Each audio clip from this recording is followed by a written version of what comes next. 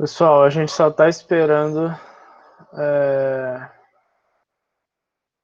Só tá esperando dar os 10 minutinhos, tá? Para todos entrarem e a gente inicia, tá?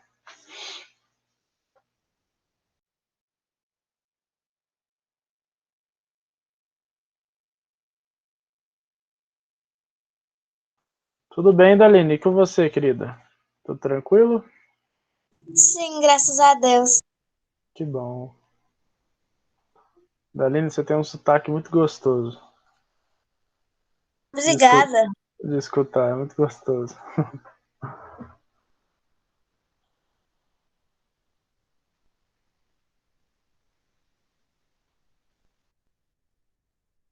Eu vim do Piauí, da cidade de Inhuma. Que bacana. E você veio com quantos anos de lá para cá? Como assim, professor? Quantos anos você tinha quando você veio para cá? Olha, eu tinha, acho que era 11, não sei. Boa É, Ah, tarde, 11. professor. foi pouco tempo, então. Oi, Ana, tudo bem? Já vai fazer 2 anos que a gente tá aqui. Professor, o meu áudio tá baixo de novo. Eu Legal. posso sair e entrar de Claro, novo? claro.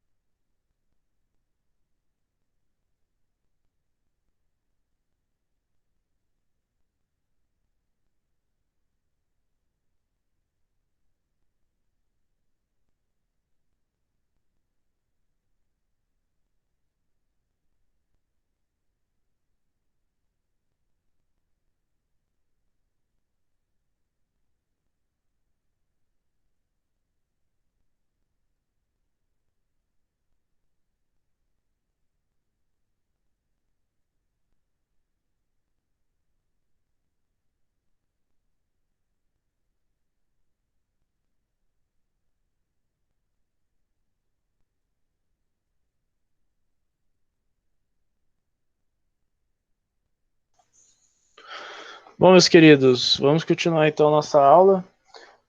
Semana passada a gente tinha falado, semana passada foi feriado, então a gente... Alô, alô, vocês estão me escutando? Sim. Sim. Uai.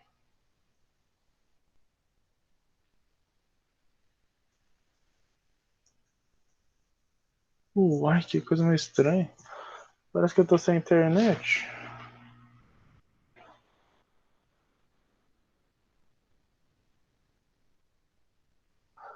Vocês...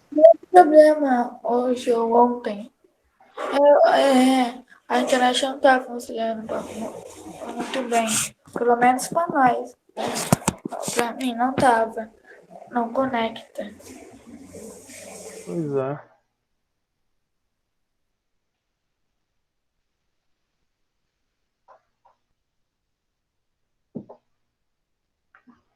Bom, vamos lá então.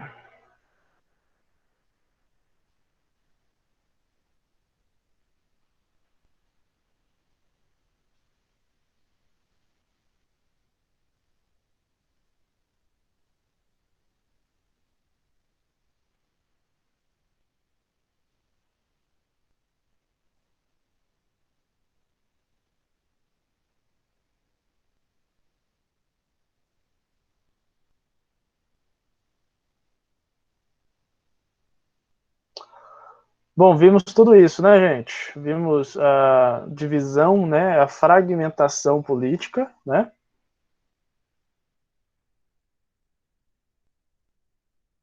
Heranças romanas. Vimos esse desenho também, lembra? Sim. Maravilha. Agora a gente vai para uma parte bastante importante. Nós vimos esse daqui também, né?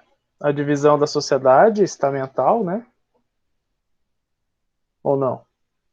Sim, vimos sim. Viu também? Eu até Maravilha. copiei no caderno. Quem copiou no caderno? A Daline. Ah, bacana. Eu copiei o slide de tudo, professor. Todos? Ou só até onde a gente foi?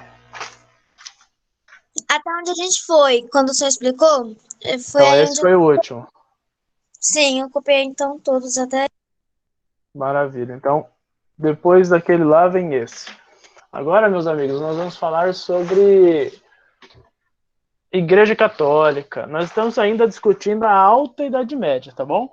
A Alta Idade Média, não sei se vocês lembram, eu expliquei o seguinte, ó. Isso aqui é legal, quer ver?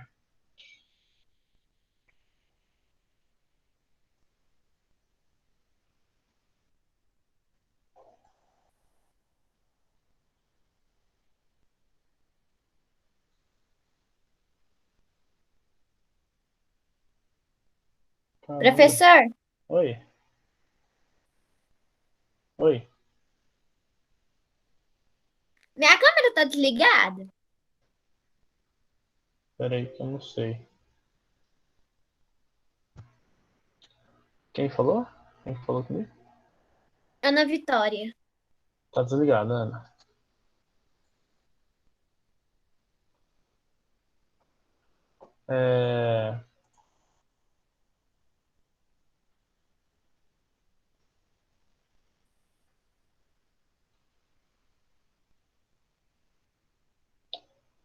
Bom, vamos lá. Vou dar um gole aqui na água. Bom, meus amigos, Igreja Católica. Como é que era a Igreja Católica na Alta Idade Média? Como assim Alta Idade Média? O período de Alta Idade Média que a gente está estudando é um período onde está a Alta Idade Média, a Idade Média está se desenvolvendo, beleza? E a Baixa Idade Média é quando ela está deixando de ser o que era.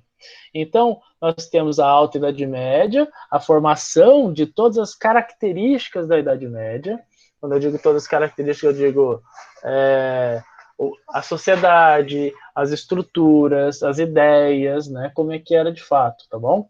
Agora, quando eu digo Baixa Idade Média, eu estou dizendo que ela está se desfazendo, ela está se tornando outra coisa.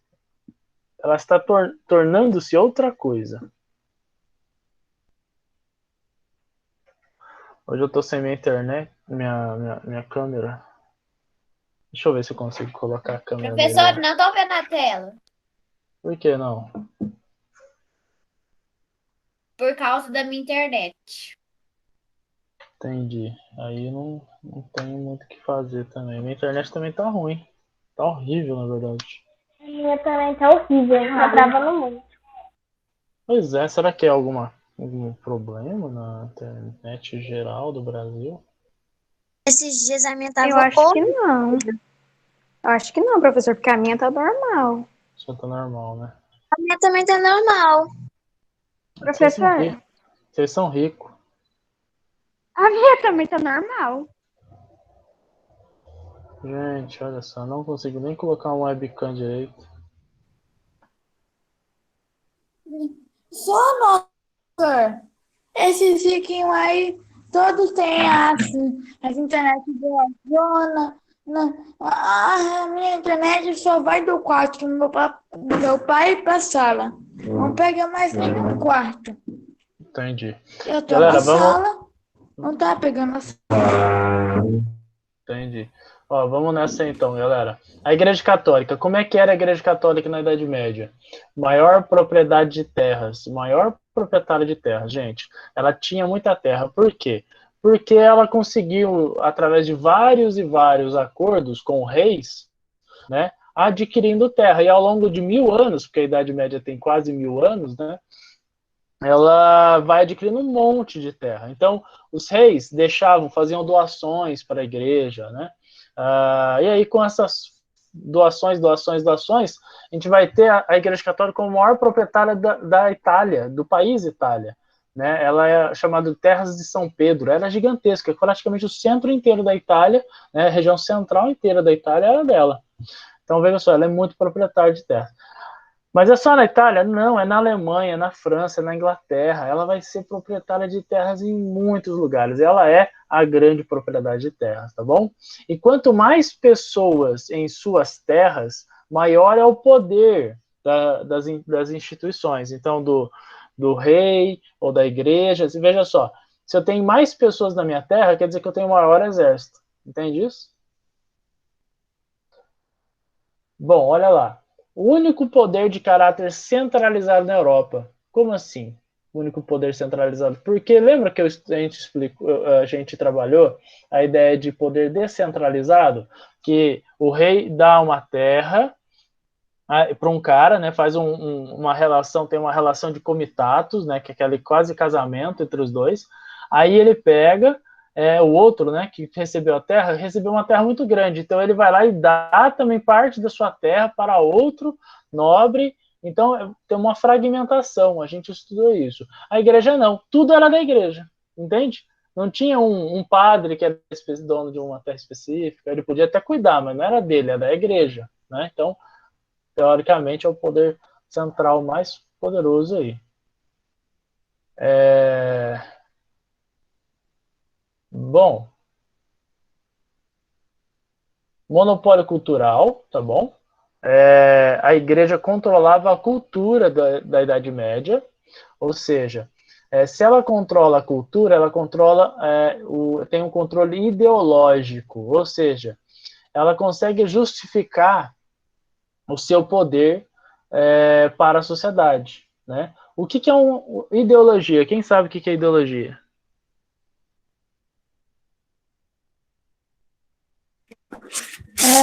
É o jeito de pensar de uma pessoa. É o jeito de pensar de uma pessoa? Quem falou isso? O O Enzo? sim. Muito bom, Enzo. O controle ideológico é quando a gente controla o jeito de pensar de uma pessoa, beleza? Então, é ideia? Não, é o jeito que a pessoa pensa, é o jeito que a pessoa enxerga a sociedade, beleza? Por exemplo, vou dar um exemplo para vocês de que, inclusive, a ideologia, ela muda ao longo dos anos. Vou dar um exemplo para vocês. Quem aqui acha que escravidão é correto? Que escravizar negro africano povo africano é certo e que tem que bater mesmo, tem que ser violento e tem que... Ninguém? Ótimo, que bom. Mas 300 anos atrás, isso era correto. Entende isso? Entenderam? Quem entendeu? Todo mundo? Professor, que trem estranho. É estranho, né? Estranho pra caramba. Mas é a ideologia. É o jeito de pensar das pessoas que era desse jeito. Então, a Igreja Católica, ela controlava o jeito de pensar das pessoas. Então, Arthur, vamos supor que você agora é um habitante da Europa medieval, onde a Igreja Católica é a instituição mais poderosa. Arthur, você está precisando de conselho. Aonde você vai arrumar esses conselhos? Na igreja? Exato. Arthur, você precisa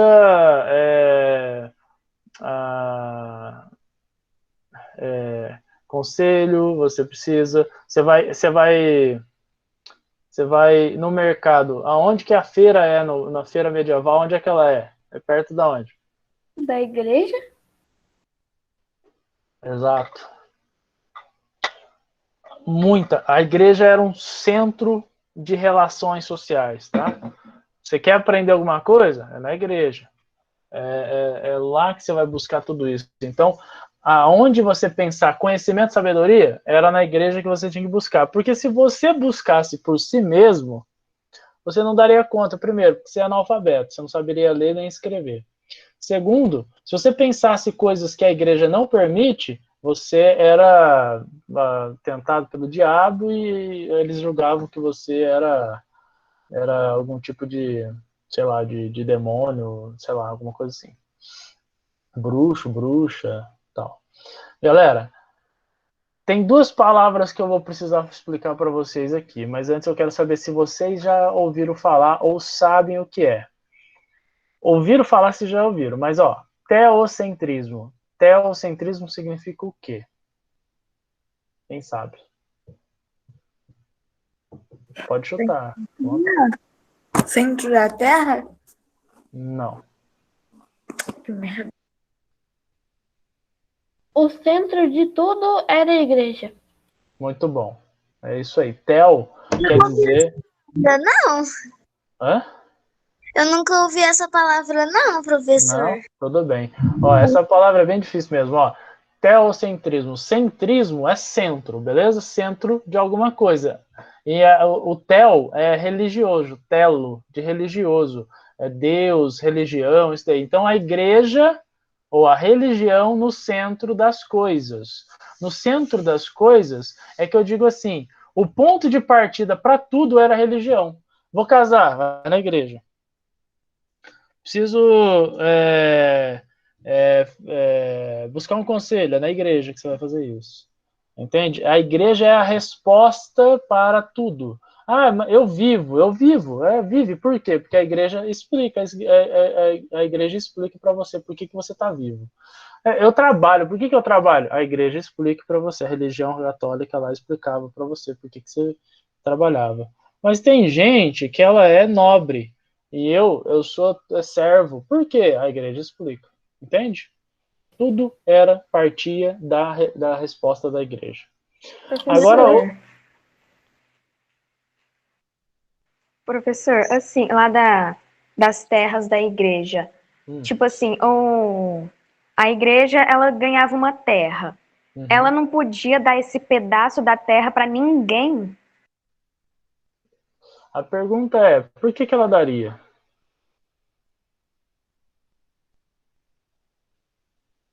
Entende? Ela ganha, ela aproveita desse território para ela mesma. E ela vai fazer muito isso, mas muito mesmo. Arthur, você ia falar? Não, eu ia falar uma coisa. Então, se você tivesse uma ideia revolucionadora, eles iam te chamar de diabo e ficar te caçando. Se essa ideia não fosse da igreja e não fosse para a igreja, você ia ter problema, sim. Já ouviu falar em Giordano Bruno, Arthur? Ainda não. Giordano Bruno ele foi um cientista do período ali do final da Idade Média e ele teorizou que o universo era infinito e que existia outras Via Lácteas, outras galáxias além da nossa. Pergunta, Arthur, você acha que ele está certo ou está errado? Eu acho que ele tá certo. Ele está completamente certo, só que a igreja achou que ele estava errado. Ele foi queimado na fogueira, por isso. Ai, Meu Deus. credo, professor. É, cara, gente boa, né? Gente, outra palavra é o dogmatismo. Eu quero que vocês entendam que a Igreja Católica, nesse período, é bem babaca, tá? Babaca do nível hard mesmo, assim. Eles achavam que era a cereja do bolo de tudo, e ela melhorou muito ao longo do tempo, mas nesse período ela era uma tirana, tá? A Igreja Católica, não a religião católica, porque religião, galera, bastante importante vocês entenderem isso. Religião não é igual à igreja. A igreja é comandada por homens, né? Por pessoas corruptas, por pessoas maldosas, né? Esse tipo de coisa. Também como pessoas boas, pessoas corretas e tudo mais. Mas, quando se tem muito poder, né, galera? Essa galera fazia de tudo para controlar o poder e fazer essas coisas aí que eu falei para vocês. Mas a gente vai falar mais sobre isso depois.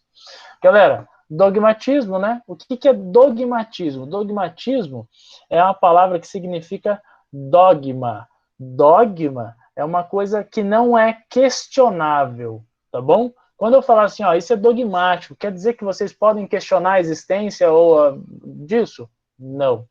Por que eu estou falando isso? Porque a Igreja Católica, ela usava disso para construir o seu alicerce. Então, veja só, temos então teocentrismo, tudo parte de dentro da igreja, é o centro de tudo, a resposta para tudo. Ela era dogmática, ou seja, você não podia questionar a autoridade da igreja, você não podia questionar a força de Deus, a fé das pessoas e tudo mais.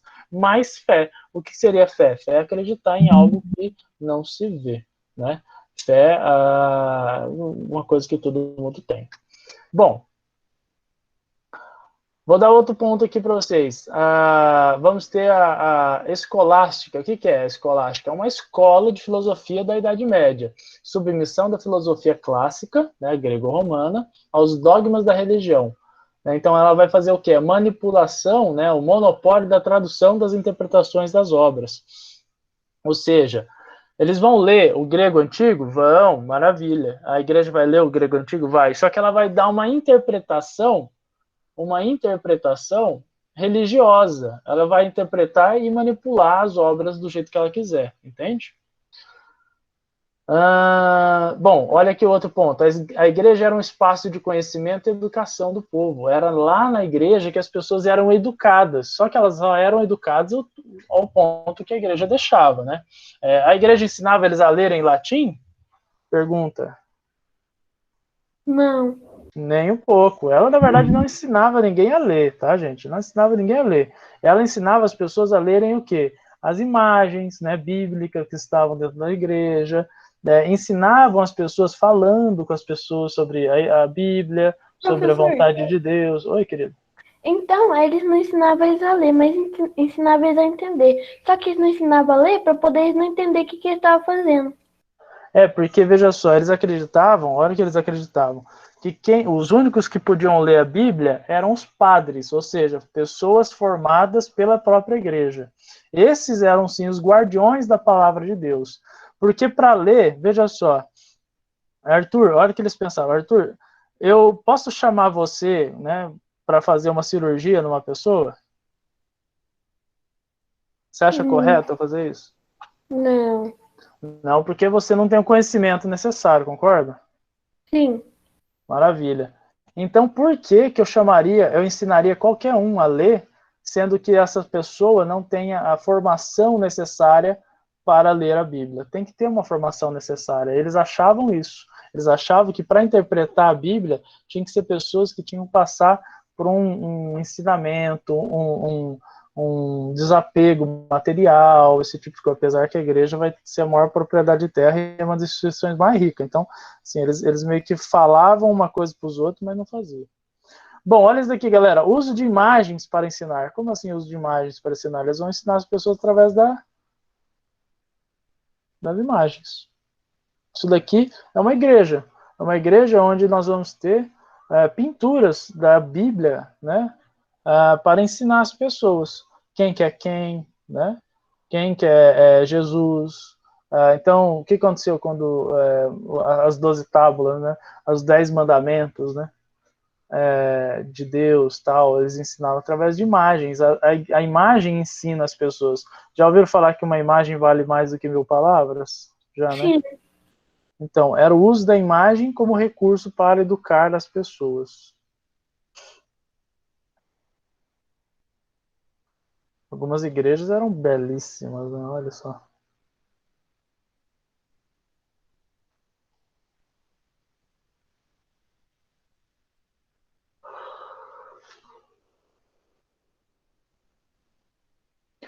Vamos responder essa questão, que essa questão é legal. Ó.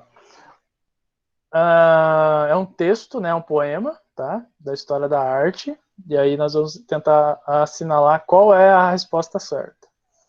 Sou uma pobre e velha mulher, muito ignorante, que nem sabe ler.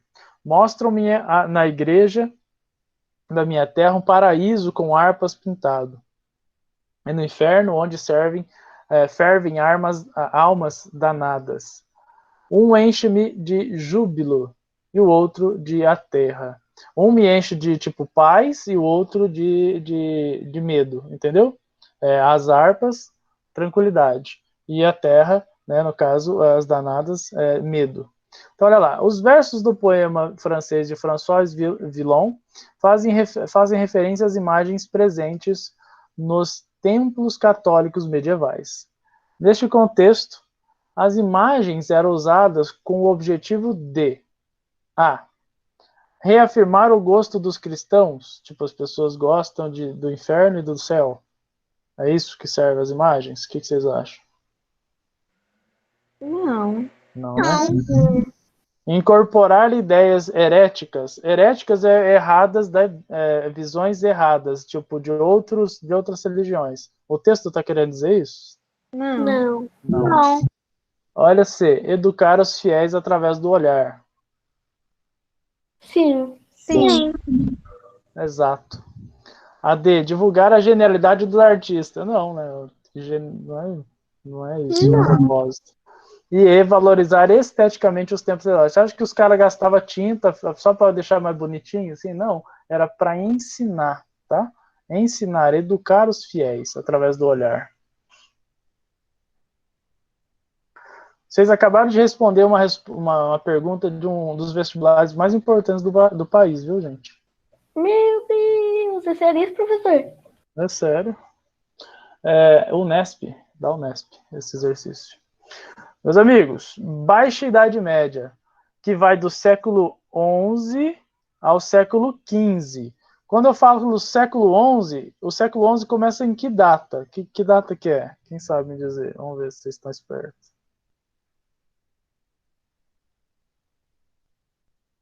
No ano 1100? 1100? 1100? Eu acho que é antes. O século... Gente, eu agora fiquei na dúvida. 1001, não é 1001? Século 9 é 1801. 1900... Ai, gente, fiquei na dúvida agora.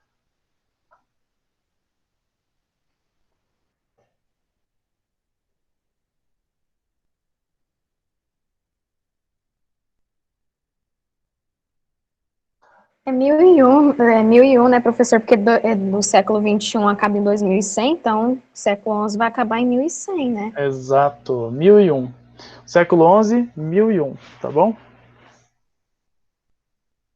Estava fazendo os cálculos aqui. Bom, é o período de crise do feudalismo. Como assim crise do feudalismo? Quando eu digo baixa Idade Média, é que a Idade Média está mudando, beleza? Ela vai mudar. E vocês vão perceber nessa aula de hoje que o bicho vai pegar pro lado dela.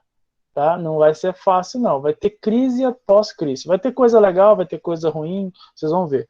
Maior parte é coisa ruim, viu? Veja só. Primeiro ponto, fome feudal. No século XI, galera, vai ter o período de fome do século. A gente vai ter um aumento da população. Então vai ter bastante pessoa, tá bom? Só que vai acontecer uma crise climática. Como assim? Vai acontecer uma seca. E se acontece seca, não chove, o que acontece com a grama? Cresce ou morre? Ela morre. Morre. Muito bom. Agora me diz, o trigo é um tipo de grama? Sim. Sim, né, professor? A gente acha estranho quando fala que o trigo é tipo de grama, mas tudo é grama, viu, gente? Tudo que cresce na terra é grama, tá bom? Tirando árvores, é claro, mas tipo, a ervilha é uma grama, é uma espécie de grama. O arroz é uma Cenoura é espécie de grama? grama. Não, aí é legume. Mas é tudo que é essas plantinhas que dá semente, assim, ó, você vai ver que é grama, tá bom? Então, trigo é um tipo de grama, tá bom? Trigo é um tipo de grama. Então, o que acontece? Tem seca, morre a grama. Então, morreu o trigo também. Só que o trigo, galera, faz farinha. E a farinha é o principal elemento aí para Fazer alimentação. pão. Isso, fazer pão. A alimentação da Europa é pão. Não é, eu ia falar outra coisa. Não é biscoito né? É uma chips, né? Baconzitos, tá ligado? Professor, Oi, não tô vendo a tela. amiga, Tem que entrar e sair. entra e sai. Eu não posso fazer nada quando você fala assim, tô vendo a tela. Infelizmente. Eu consigo ver normal. Não, É é por que causa da internet. Bom, vamos nessa. Aí tem uma crise climática gigantesca. Então, vai o que acontecer com a produção agrícola em alguns lugares que produziam trigo, não vai ter mais trigo, não vai ter mais produção alimentícia. E aí o que vai acontecer com o preço dos alimentos? Tem menos alimentos no mercado, ele vai subir. Isso se chama inflação, exato. Chama-se inflação. É a diminuição do produto no mercado. Então, o preço dele fica maior, fica mais caro. Alguém ergueu a mão? Fala, Enzo. Foi eu que falei, professor, que meu celular trava às vezes, aí Entendi. levantou a mão sem querer. Tranquilo. Enzo, você quer falar?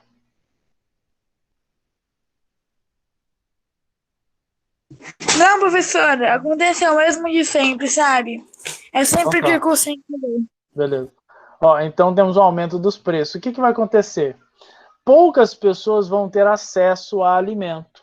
E essa fome vai ser tão grande, galera, mas tão grande, não vai ter comida. Olha isso, não vai ter comida, não vai ter como comer. O que vai acontecer?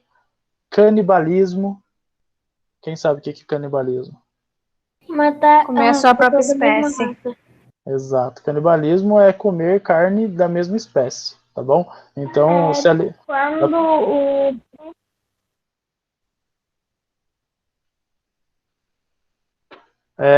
vai ter saques, ou seja, as pessoas vão, de tanta fome que estão sentindo, eles vão saquear, roubar alguns lugares, principalmente igrejas. Infanticídio, quem que sabe o que é infanticídio? criança morrendo de fome. Na verdade, é a mãe ou o pai matando a criança antes que ela morra de fome. Nossa, professor, credo. É um absurdo, né? Aconteceu muito na história, viu, gente? Aconteceu muito essas coisas na história. Porque, veja só, para algumas pessoas, é pior ver a criança morrer de fome do que... Então, assim, você está passando fome, a criança também. E aí, para que ela não sofra mais com isso, a mãe e o pai tentam dar um fim à vida da criança sem sofrimento, sabe? Sem matar ela, tipo, torturar ela, nada disso. Então, tenta que ela morra de uma forma muito mais tranquila do que de fome. Porque eu não sei o que é passar fome. Eu acho que vocês também não sabem o que é passar fome. Passar fome não é vontade de comer. Tipo assim, é não comer já, tipo, dias. há dias e dias sem comer, tá? Uma pessoa que fala assim para mim, eu já passei fome. Você ficou quantos dias sem comer? Mais de 3? Porque daí isso é fome, saca? Não é tipo vontade de comer. Tô com vontade de comer bolacha. Tô sentindo um cheiro, tô com fome. A gente fala assim, mas isso não é fome de verdade. Isso é vontade de comer. E aí, eu não sei o que é fome, né? Graças a Deus, assim. Eu trabalho ela traz comida direto, professor. O armário é cheio de comida. Que bom. E outra coisa, a gente vai ter milhões de mortes, cara. Milhões e milhões e milhões de mortes, tá? A Europa vai ter um declínio populacional porque vai ter a grande fome, né, feudal. Então, assim, poderia ser pior, né, galera? Poderia ter sido pior. A nossa pandemia poderia ter sido pior. Olha o que vai acontecer depois. No século II, a gente vai ter o renascimento urbano. Por conta da fome feudal, os senhores feudais vão expulsar os servos dos seus feudos. Ou seja, o número grande de servos, tinha muitos servos dentro do feudo. Só que não tinha comida para todo mundo. O que os senhores feudais vão fazer? Eles vão expulsar essa galera dos feudos. E aí eles vão para onde? Eles vão se tornar homens livres, sem obrigações ou deveres em relação à nobreza. E eles vão para onde? Eles vão do feudo para os burgos. O que é um burgo? O burgo é uma cidade, como era chamado na Itália antigamente. Os burgos eram cidades, então a gente vai ter a formação de quem? Da burguesia. É uma classe social que vai viver do artesanato e do comércio. Então, quando a gente fala burguesia, a gente está falando das pessoas que moram na cidade.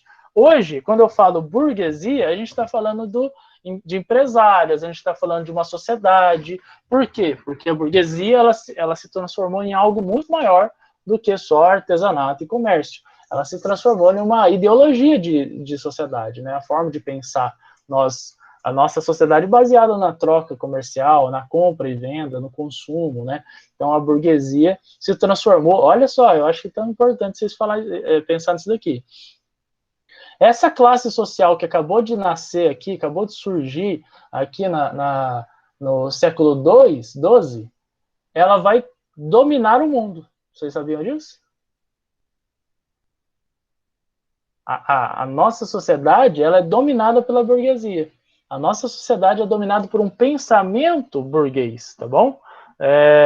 Isso tem coisa boa e tem coisa ruim, igual da Igreja Católica, como era da Igreja Católica. Tinha as coisas boas e tem as coisas ruins, beleza? E aí a gente vai ter, então, um crescimento do artesanato e do comércio. Então, as cidades vão se tornar cada vez mais pujantes, mais dinâmicas, tá bom? Agora vamos para... Olha uma imagem de uma cidade medieval aí, que legal.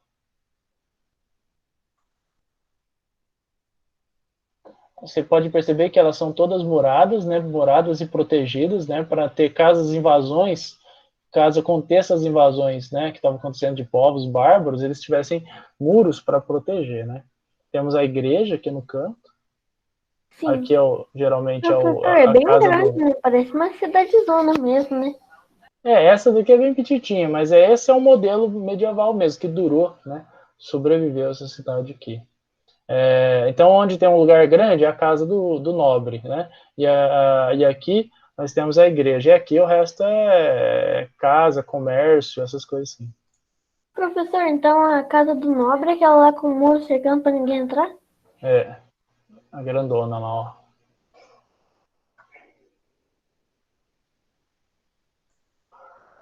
Bom, galera, nobreza despossuída. O que a palavra despossuída significa? Já estão sem nobreza. Não, despossuída. Palavra. Chuta aí. Chuta mais um, vamos ver. Eles não possuem mais. Não possuem alguma coisa, muito bom. Não possuem o quê? Terras, tá bom?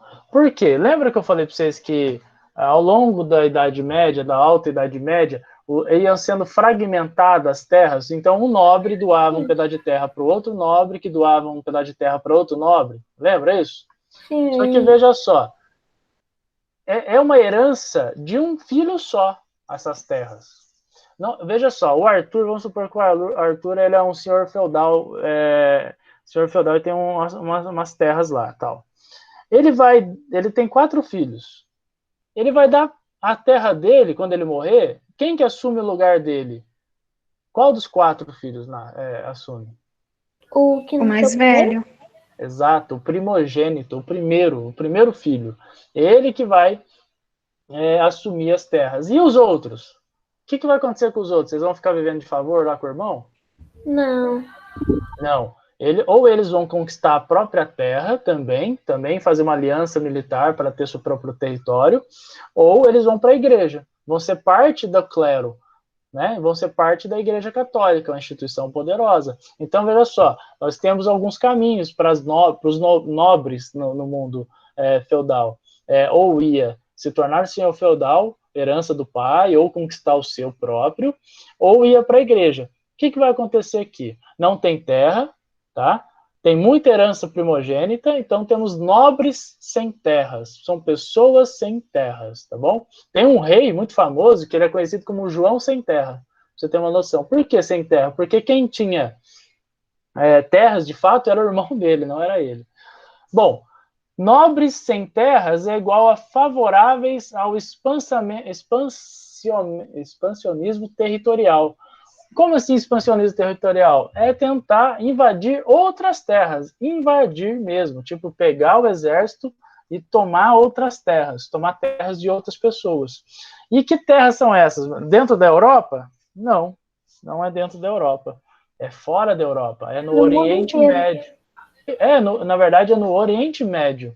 No Oriente Médio, por quê? Porque é lá que tem o nascimento da religião cristã, que foi aonde? Jesus Cristo nasceu em Israel, né, gente? Jesus Cristo nasceu na cidade de Belém, né? E depois ele foi para a outra cidade, como é que é o nome da cidade? Jerusalém.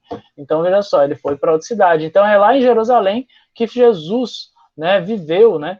Então, o que nós estamos pensando aqui? Nós estamos pensando em ir para o Oriente Médio para tomar a terra que era de Jesus Cristo, né? Que eles já acham que é direito deles, por eles serem católicos, da religião de Cristo, né? Só que quem dominava esse período lá?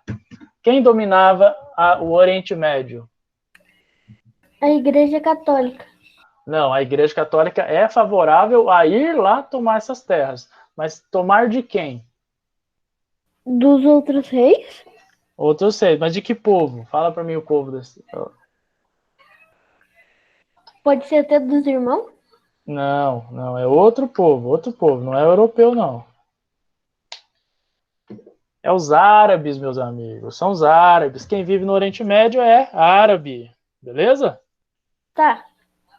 Beleza, só que qual é a religião dos árabes? Quem sabe?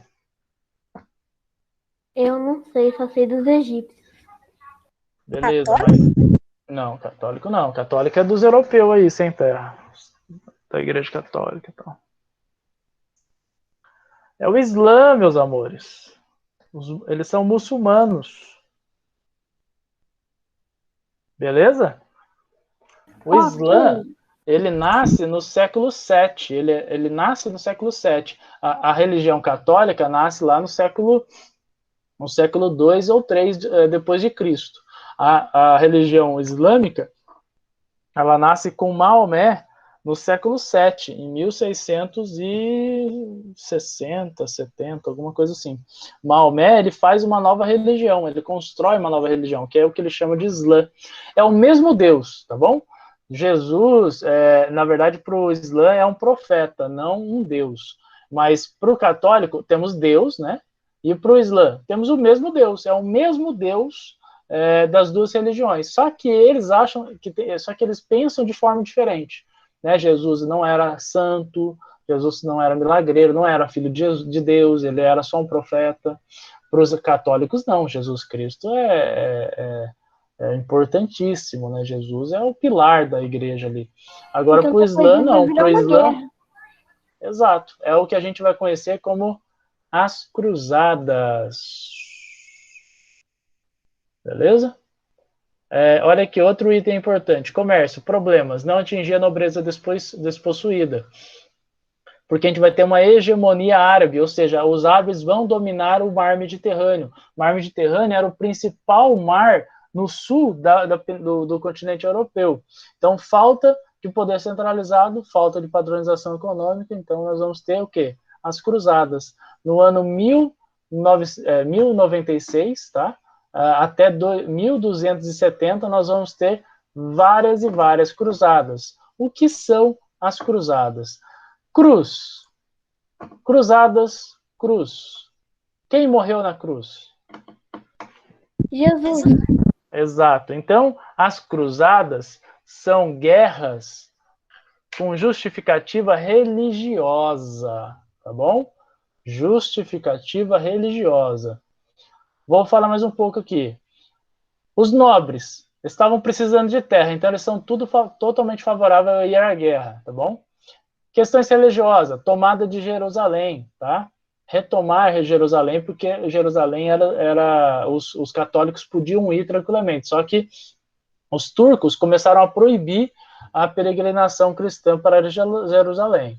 Outra coisa, a expansão do catolicismo, controle da expansão humana, da muçulmana. Então, se aumenta o cristianismo naquela região, o Islã diminui, né? Essa é a ideia deles. Então, eles vão fazer as guerras santas. Bom, antes de eu falar dessa quarta cruzada, eu vou mostrar. Não sei se eu vou conseguir mostrar para vocês, porque parece que estou sem internet. Eu não sei nem como que eu estou. Professor. Voltou. Oi. Meu microfone e a câmera tá desligada? Eu acho que tá, eu não tô vendo. Tá. Cruzadas. Ligada, só que o microfone não. O microfone.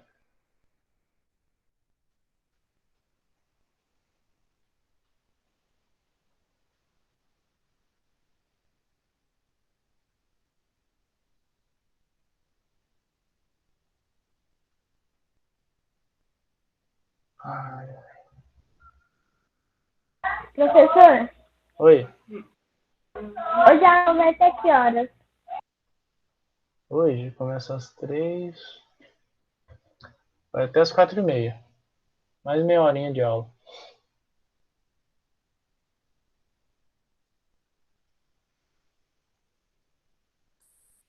Só um minutinho, pessoal. Deixa eu olhar aqui.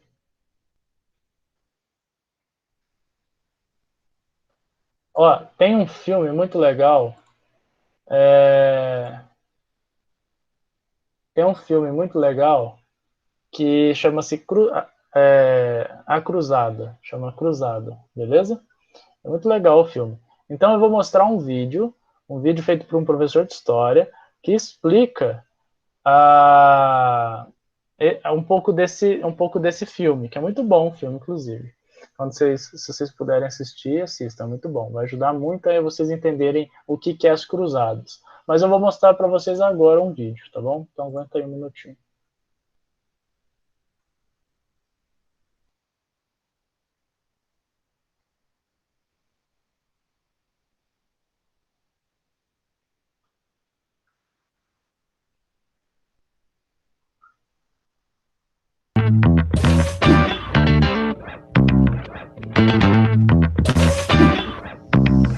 Sejam bem-vindos ao Nerdologia de História. Meu nome é Felipe Figueiredo, formado em História, colunista, podcaster, youtuber e professor.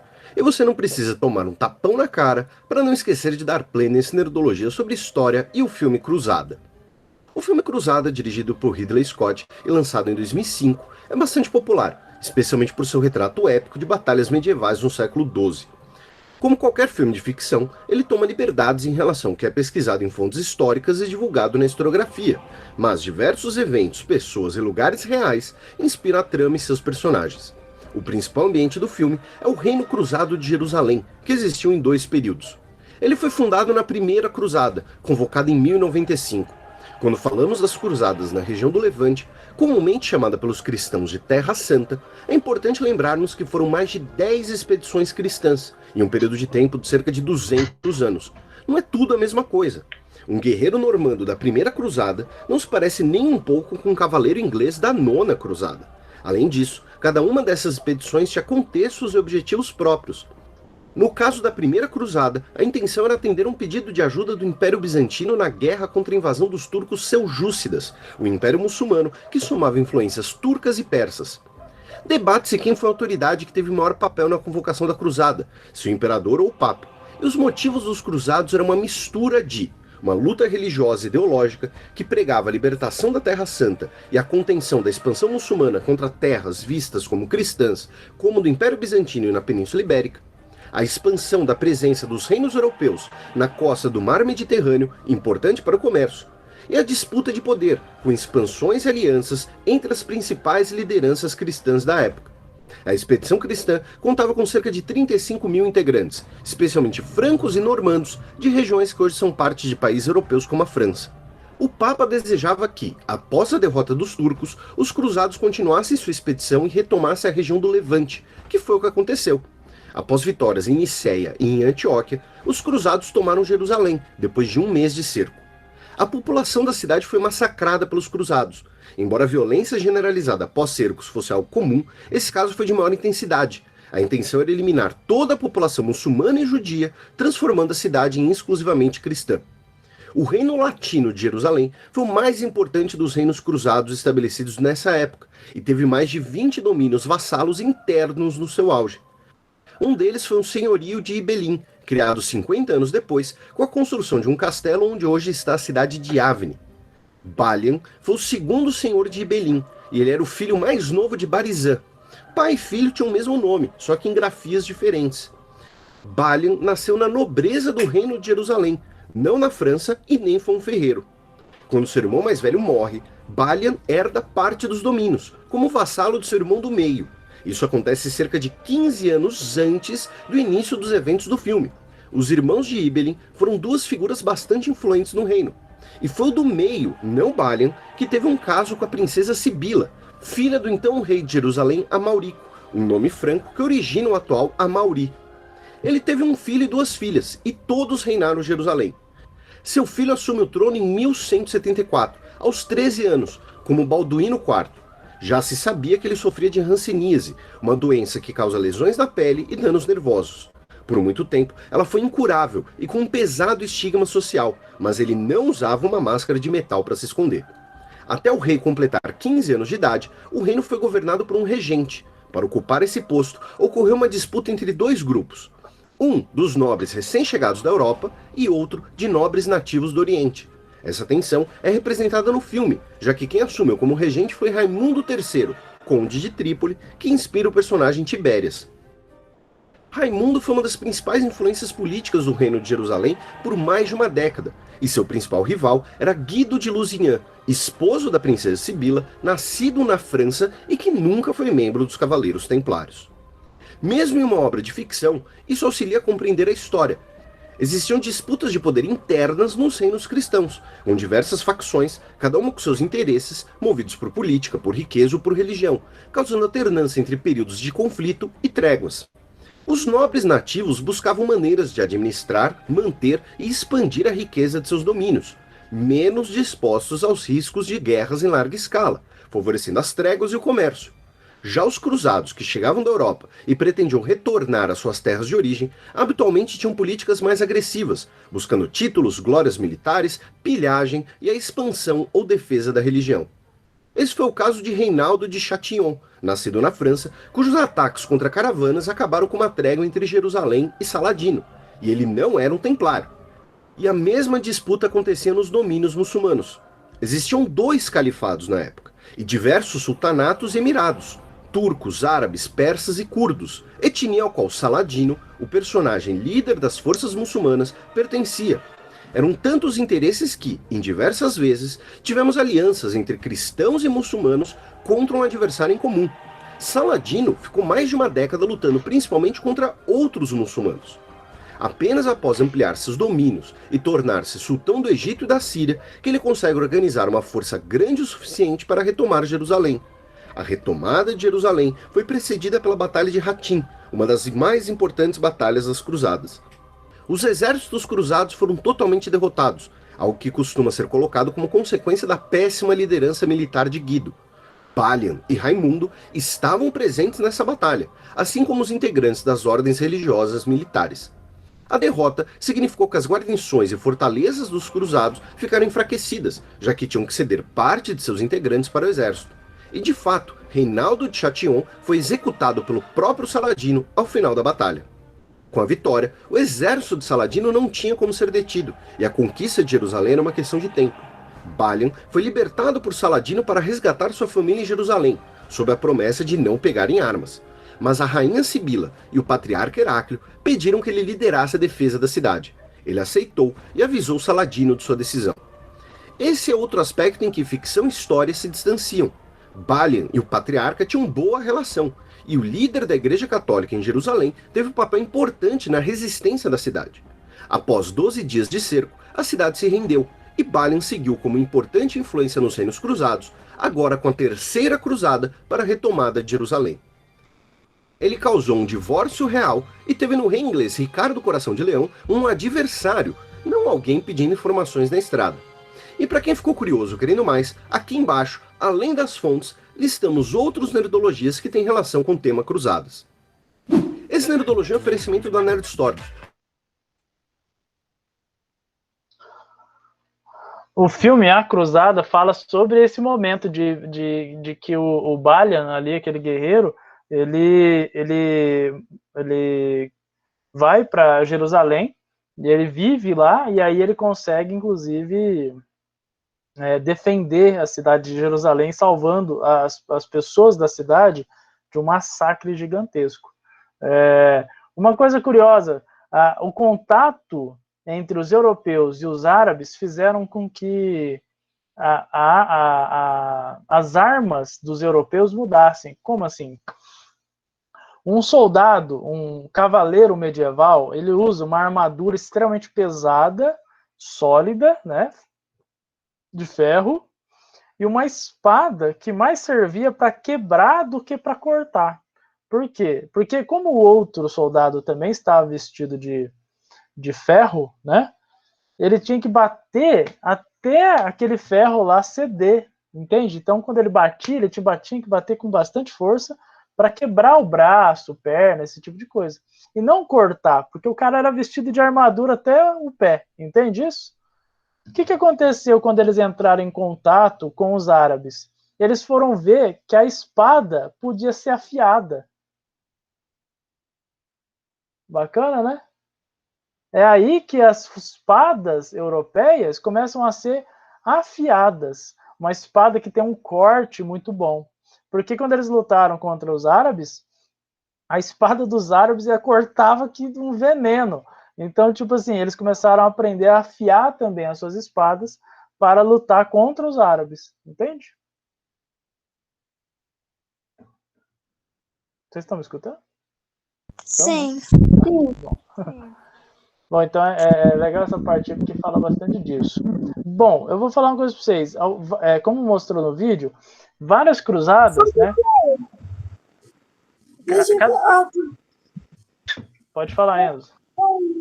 Não era só o ferro que preocupava, que não cortava, eram as armaduras de malha, sabe? Tipo, colocava uma redinha no seu braço e não cortava. Isso, é ferro. Precisava do negócio. E nem era tão pesado, eu acho que essa redinha. Era sim, a rede era feita de ferro. Então, imagina ferro por todo o seu corpo, né? A parte do peitoral, das pernas. Então, era assim pesado. Era só onde se eu não me engano, é só onde a armadura não cobria. Onde a gente vai ver como articulação. Então, cotovelo, joelho.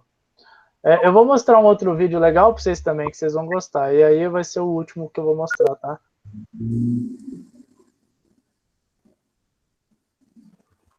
Quer ver? Enzo, seu microfone tá ligado.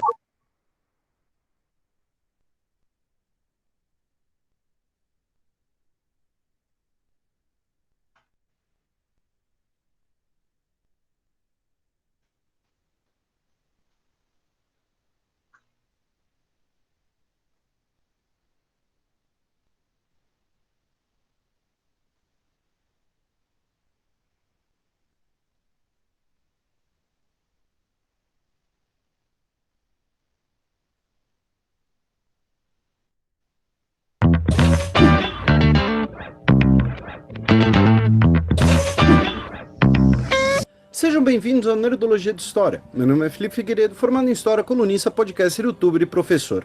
E hoje nós vamos definir quem era o maior guerreiro. Vikings e sua fúria, cavaleiros e suas armaduras, ou samurais e sua disciplina? Viking é o termo comum para nos referirmos aos escandinavos, navegadores e guerreiros do período do século VIII ao século XI aproximadamente.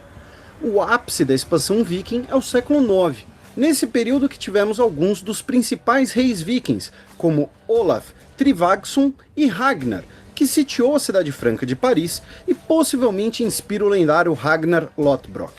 O líder de um grupo de guerreiros vikings se chamava Hersir. A estatura média de um homem viking era de cerca de 1,74 m, de acordo com os vestígios arqueológicos, apesar dos relatos da época muitas vezes descreverem eles como bárbaros gigantescos. Um Hersir carregava o famoso escudo redondo viking, feito de madeiras leves e fibrosas. O escudo era reforçado com couro e, por vezes, com uma estrutura de ferro nas bordas e no eixo central. Como proteção extra, um Hersir usaria um elmo feito de 4 chapas de aço com proteção para o nariz. No inverno, poderia usar peles, mas normalmente os vikings usavam tecidos estofados ou de couro para agilidade. No caso de um Hersir rico, ele poderia usar uma cota de malha, pesada e rara para os vikings. Um Hersir dificilmente seria um arqueiro, normalmente portando armas para combate próximo. Uma espada viking reta de cerca de 90 centímetros de comprimento, com 2 gumes, forjada com um processo de dobra de ferro e aço.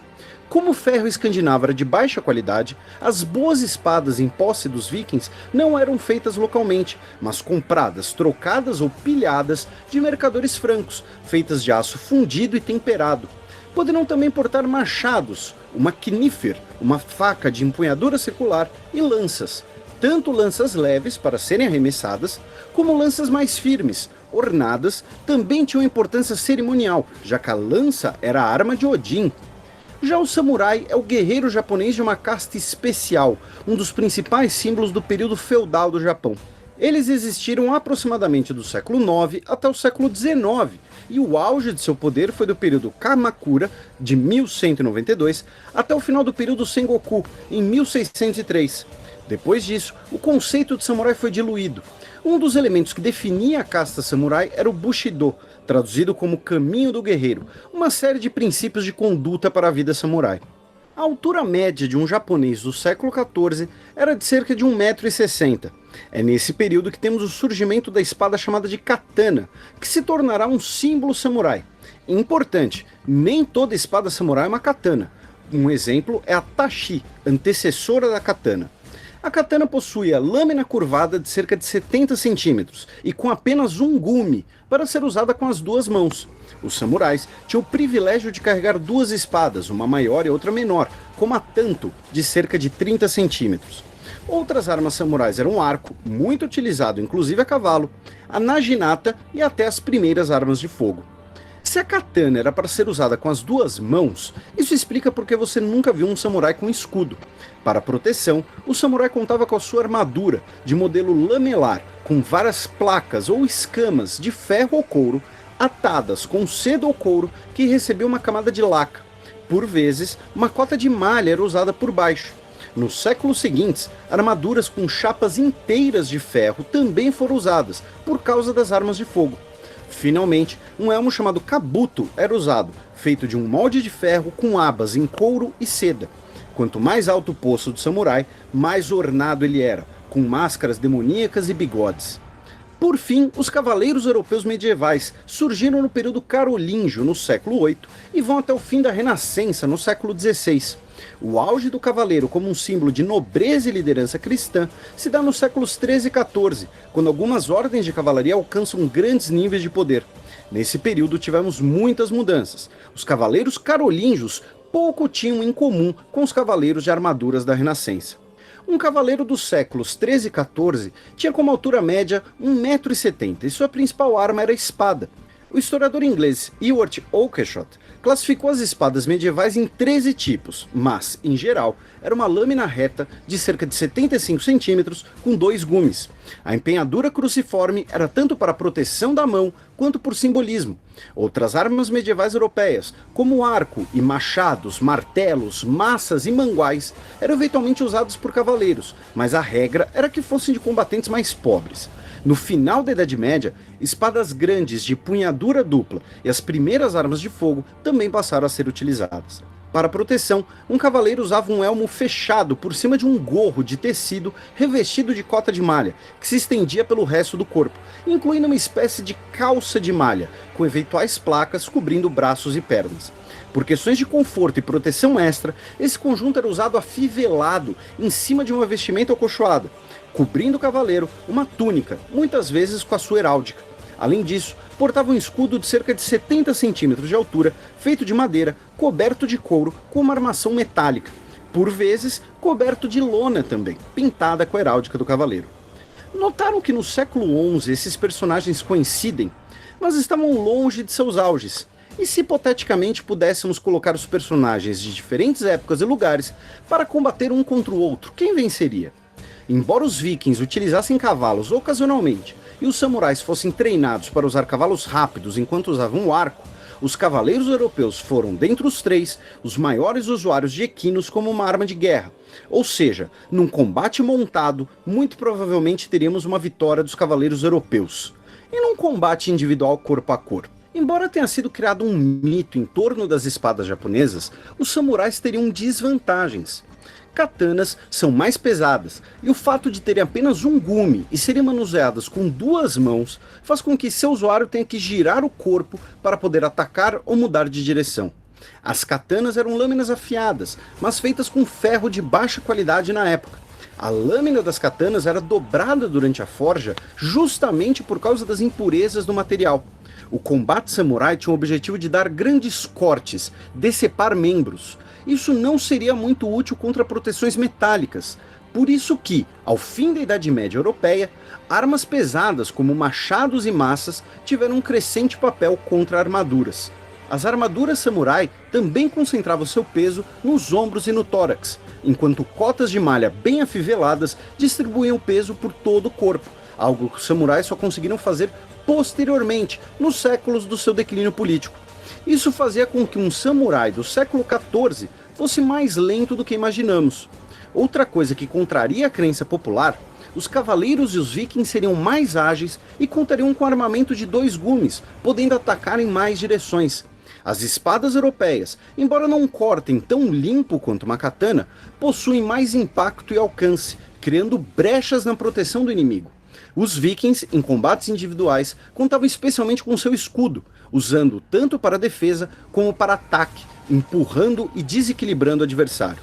Entre vikings e cavaleiros europeus, nós tivemos combates históricos, com vitórias de ambos os lados. Vikings, entretanto, eram mais treinados em táticas de combates campais, como a famosa parede de escudos, além de não serem exclusivamente guerreiros. Em boa parte do ano, os vikings eram fazendeiros, pescadores, mercadores e artesãos. Já os cavaleiros e os samurai, por serem uma casta privilegiada, tinham o combate como seu ofício, treinando constantemente, incluindo o combate individual. Claro que dependeria da habilidade dos indivíduos envolvidos. Um escudo viking na sua cara pode mudar a situação. Em regra, o cavaleiro europeu medieval é o vencedor. Ele é mais habilidoso na montaria, melhor protegido e suas armas são mais desenvolvidas.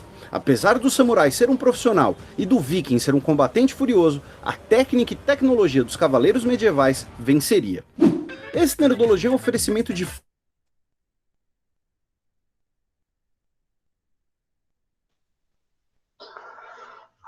E aí, legal, né? Um cavaleiro medieval que a gente está estudando nas cruzadas, ele é muito poderoso, muito forte, perto dos outros soldados de outras culturas, né? Como os samurais ou os vikings. O que vocês acharam? Legal? Sim. Achei muito legal, professor. Eu achei que eu ia estudar só sobre a igreja da Europa, acabei saindo especialista em katana. É verdade. Bom, galera, para terminar, eu vou falar para vocês sobre o restinho da cruzada aqui e aí a gente vai embora, tá bom? Vamos lá, rapidinho aqui, deixa eu colocar. Bom, galera, nós vamos ter algumas cruzadas muito importantes. Quais são? A quarta cruzada é muito importante. Por quê? Porque ela acontece de 1202 até 1904. Ela é uma cruzada chamada cruzada comercial. Ela não tem o propósito de atacar Jerusalém, mas de retomar Jerusalém ou de lutar contra os árabes. Mas ela tem o propósito de lutar contra Constantinopla e conquistar Constantinopla. Foi a cidade de Veneza que organizou essa cruzada. Por que Constantinopla? Porque Constantinopla tinha o controle do mar Mediterrâneo do Oriente, quer dizer, sobre o Mediterrâneo Oriental, ou seja, é um ponto estratégico para comércio, tá? Então, qual é a principal consequência das cruzadas? A retomada definitiva da atividade comercial no mar Mediterrâneo. Vou mostrar uma foto para vocês aqui. Mas aqui são imagens de algumas cruzadas, tá? Veja que nós temos uma cruzada que ela não vai para lá, ó, ela vai vir para cá. Ó. Aqui é Constantinopla. Ó. Olha lá. A primeira, a segunda, a terceira, a quarta, a quinta, a sexta, a sétima, a oitava cruzada. Olha a quarta cruzada, o tracinho aqui, ó, sai de Veneza e vai para Constantinopla. Mas a maioria queria chegar aqui, ó. A terceira cruzada, que é do Ricardo Coração de Leão, sai de Londres, eles vão até Lisboa, Lisboa vai em Marsella, depois de Marsella vai até a Palestina, a região da Palestina. Beleza? Sim. Pessoal, semana que vem, então, a gente termina a nossa Idade Média, tá? Ainda tem bastante coisa para acontecer na Idade Média ainda. Nós vamos falar sobre a pandemia que vai acontecer, na peste negra. Nós vamos falar ainda sobre o renascimento comercial e também o declínio do poder religioso da Igreja Católica, porque ela é poderosa pra caramba, mas ela começa a perder poder até o final da Idade Média, tá bom? Enzo, você quer falar? Você tá com a mão erguida? Professor, é que eu vi um filme que também apareceu lá. Na verdade, eu não vi, não. Eu ouvi falar sobre um filme, uma cena, que é assim, sim, os espartanos devem estar lutando contra os vikings. Aí os vikings estavam com os 10.000 soldados deles, né? Aí eles falam, eles estavam contando vitória e tal. Aí ele pergunta para um dos vikings assim, ó. O que você é? Ferreiro? O que você é? Professor? Espartanos? O que vocês são? Aí eles falam que eles são guerreiros, tá ligado? O filme 300 é muito bom. Meus amigos, eu vou passar aqui para vocês a lista de presença, tá? Só um minutinho.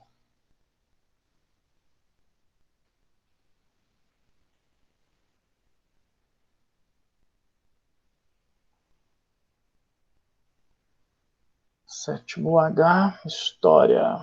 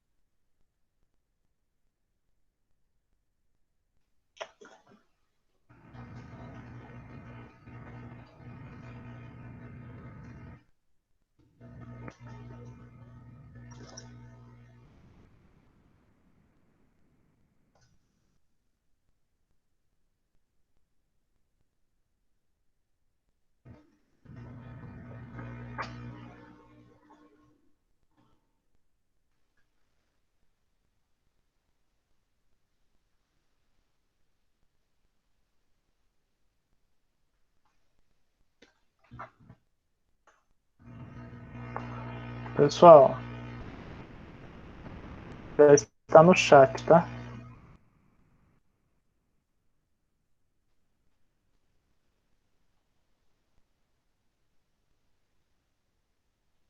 Tchau, professor. Tchau, tchau, gente. É só assinalar aí e sair. Tá bom, até a próxima aula.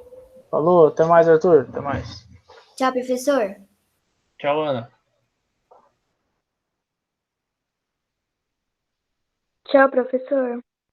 Tchau, Ana.